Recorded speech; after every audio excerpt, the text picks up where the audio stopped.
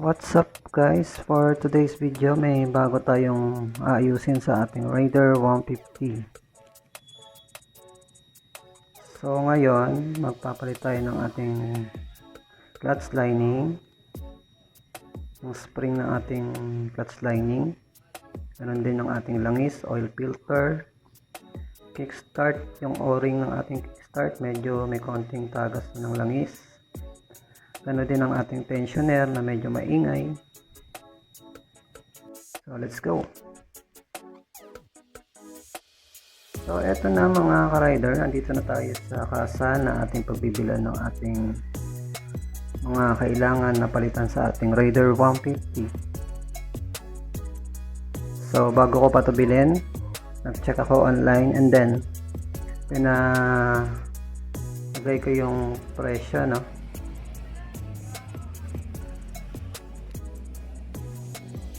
So umabot siya ng 442.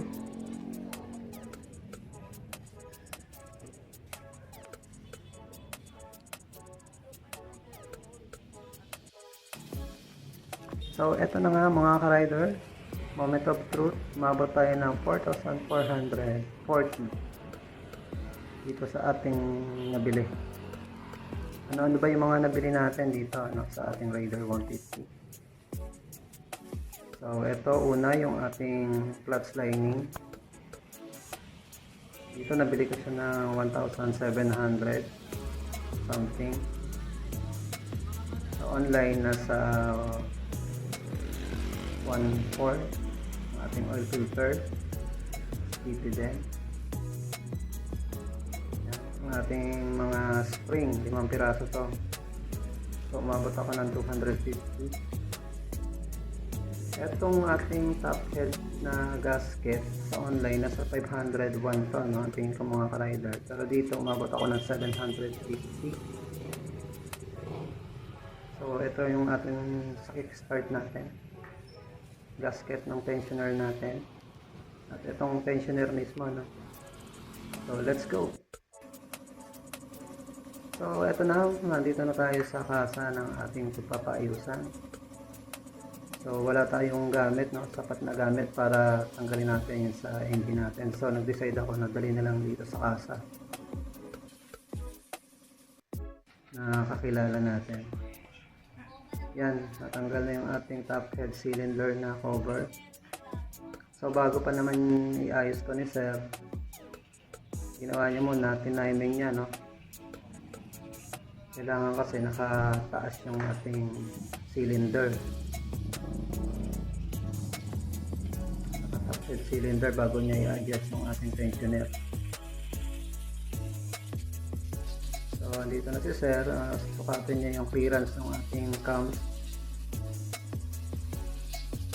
Yan, nahanap niya yung unang tingin niya kasi dito, nasa 4 lang yung top head, no? Yung kanyang clearance.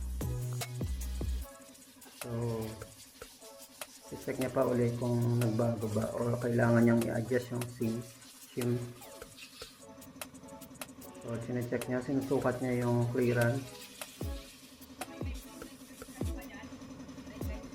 Sabi naman niya, ang clearance naman daw depende din sa shim na nakakabit. So dito kasi ang unang sukat niya nasa 4 lang, no? So sabi ko bakit ganun, medyo maingay pa rin kahit sa 4. So chinek niya at ang nangyari ay in-adjust niya yung shim, no? Yun din isa para sa mga reason, no? Kung bakit maingay din yung ating motor, no? May lagitik. So kailangan mga ka-rider, pa-check nyo rin yung shim. Ang ginawa niya, nilipat-lipat niya. So naayos niya na mga ka-rider at ito na yung napalit. Papalitan natin. Tanggal na yung tensioner na luma natin. Ayos na, ikabit na yung bago. At next naman natin dun sa ating clutch lining.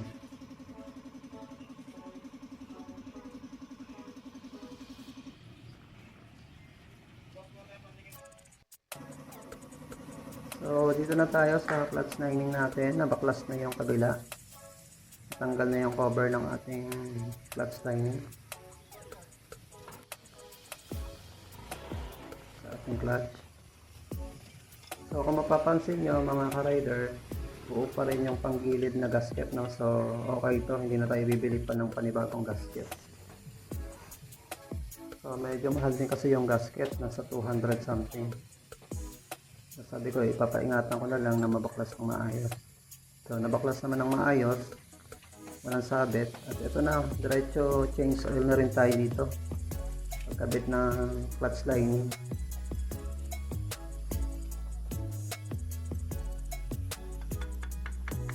So ito lang mga ka-rider, at papakita ko na rin sa inyo, no? So almost 8 years rin bago ko siya pinalitan yung ating clutch lining. So ang napansin ko lang dito, ang nangyari kasi dito mga ka-rider, kapag may angkas ako, no, medyo nag-i-slide, medyo delay yung pagbitaw niya ng arangkada. So kung sa tingin nyo mga ka-rider, ganoon na rin yung nangyayari sa mga motor nyo. So kung almost may edad na rin na 8 years, so sulit na rin naman para palitan siya ng panibago. So yun lang mga ka-rider, at hope na may nagustuhan kayo dito sa aking video. For more video, bisitahin nyo lang our channel, Raider 150, at update na lang kayo sa mga panibagong video pa na ating gagawin. So ang ginagawa na sir, kakabit na po yung clutch spring dito sa ating Raider 150.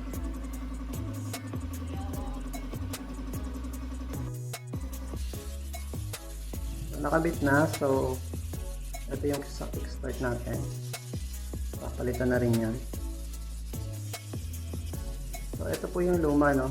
So yan, medyo manipis na talaga at medyo sumasagad na dun yung pinaka lining. So yun lang guys, at hope may natutunan kayo, and for more video, visit lang our channel. Thanks for watching. Please subscribe, share, at like our channel, Suzuki Raider.